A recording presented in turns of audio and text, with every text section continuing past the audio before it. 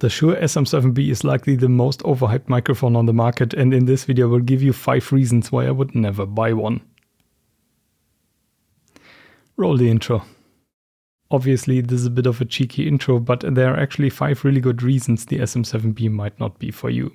Starting out with number 1, it's a noisy microphone. I know everybody talks about that you need a good preamp with this mic, but the reality is that the SM7B itself has quite a bit of noise even when paired with ultra low noise preamps. Now I know that some of you are already typing in the comments, dynamic mics don't have any active electronics and they don't produce any noise on their own. Wrong. Might sound strange, but dynamic mics produce noise because of electrons wiggling about in the voice coil simply due to temperature. This is so-called thermal noise. I've made a whole video where I compare the noise of a condenser mic to a dynamic mic, which I will link below.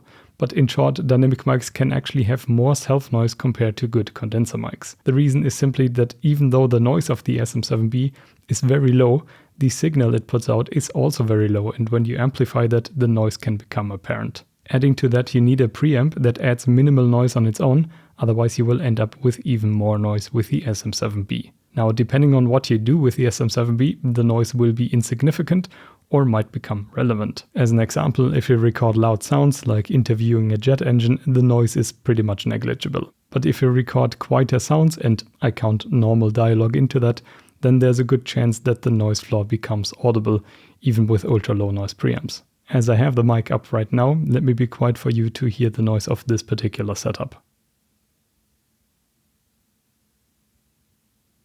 Not the end of the world, but definitely audible, especially with headphones. And by the way, this is the sole reason I own an SM7B, to use it as a worst case scenario in my preamp and audio interface tests.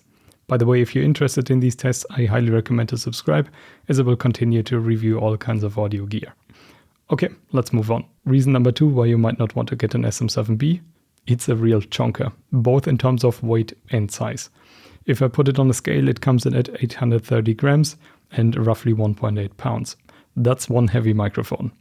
And while the weight alone isn't a huge issue, it still makes the mic more difficult to position and lug around if you want to take it anywhere. But the biggest point is that because of the size, it can get in the way. You can quite often see podcasters or streamers using the SM7B right in front of their mouth, completely obscuring their face, which I personally really don't like. Then again, you're kind of forced to have the microphone close to get low noise recordings because of the low output of the SM7B, which I've already mentioned in point 1, so this is just kind of how the SM7B functions. Number 3, I noticed that when trying to mount the SM7B in different positions, the XLR port is quite close to the mic stand mount. In many cases this is not an issue, but I have encountered it a couple of times where my mounting solution was blocked by the XLR port or vice versa.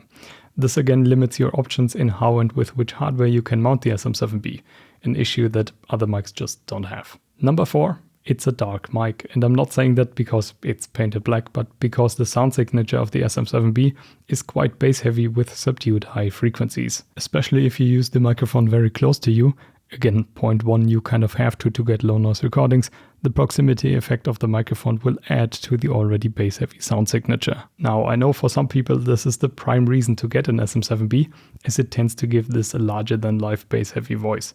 If you want that, that's totally fine. But you have to ask yourself, is this always the sound that you want to go for? Especially already bass-heavy voices just tend to sound super muffled with the SM7B.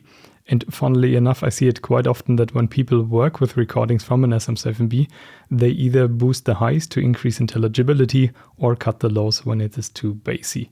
And to be honest, why you would use a mic with that kind of a sound signature and then try to revert it in post is beyond me. If deep and more muffled sound is your style, then by all means go ahead. But it's important to note that the SM7B heavily influences the sound.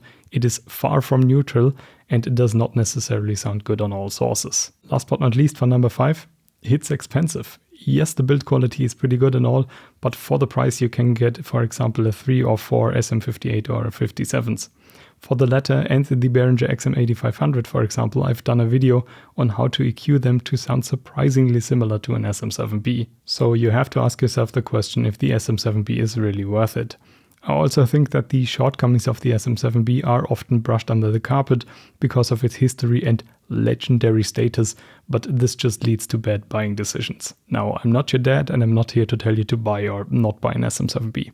I just get the feeling that many people who ended up buying an SM7B did so because they saw their maybe favorite streamer or podcaster or whoever using the microphone and just went with that. Granted, the mic is very recognizable and gear acquisition syndrome is a very real thing. But I must say that there are many great microphones out there for considerably less money, which on top of that might even have a sound signature that you prefer. So I think it makes a lot of sense to look, or better listen around to find your preferred microphone instead of just blindly buying an SM7B. Okay, with these points out of the way, I'm genuinely interested if you're planning on buying an SM7B or if you think that there are better alternatives out there. Let me know in the comments. See you all in the next one.